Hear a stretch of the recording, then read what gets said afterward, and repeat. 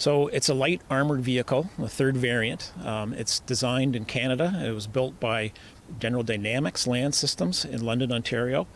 It's a Canadian invention, and it was derived based on years of work in the Canadian Forces, and especially the Army, to develop a multi-purpose combat vehicle that protects the infantry and also be used in all kinds of different roles. So this was an actual vehicle that saw use in the Canadian Forces and the Army, and it was refurbished as a monument, completely demilitarized, so it has no engine, it has no weapon systems.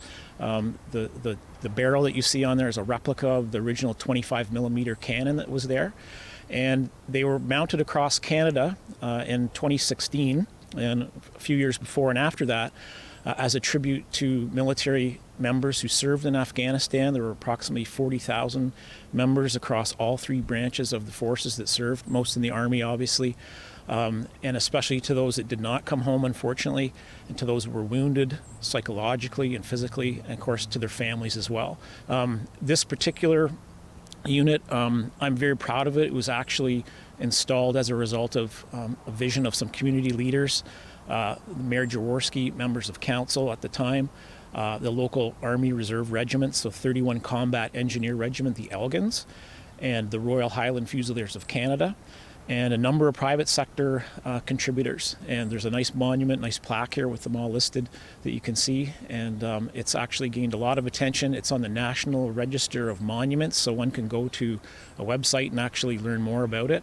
But in a nutshell, that's what the Lab 3 is about. The City of Waterloo was approached by a group of organized volunteers to consider allowing placement of the monument here in the Cenotaph in the City of Waterloo. And it was such a well put together plan that it really was not a hard decision on behalf of council to say yes to receiving this monument and to continue to keep it up and looking well in conjunction with our partners.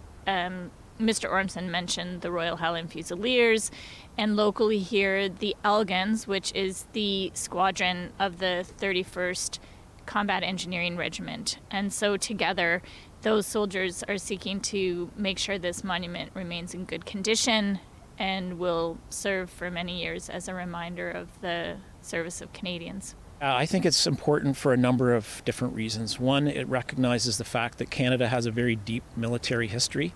Canadians are very humble people. We don't often talk about it.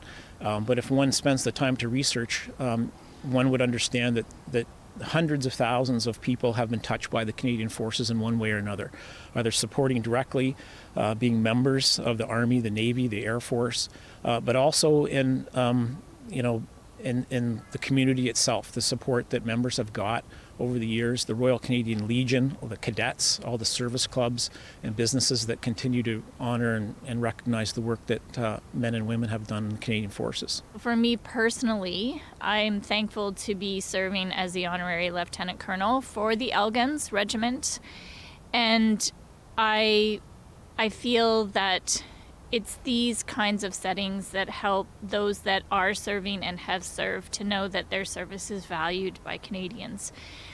There's, on a very personal level, my grandfather served in the First World War, and my uncle served in Korea, and we have a large history of service within our broader family throughout the First and Second World War. So I feel a very personal connection to my grandfather in particular when I come to the Cenotaph and take time to remember those that willingly served this country.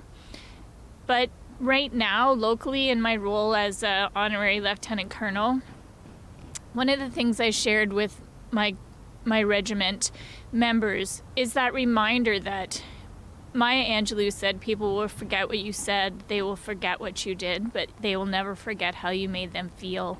And so when this regiment is called to serve on domestic operations, like helping to protect people's homes from flooding, and you've seen the call-up associated with the COVID pandemic, and the Canadian Armed Forces have stood by their colleagues in medicine and stood by their colleagues in governance, and Canadians felt valued.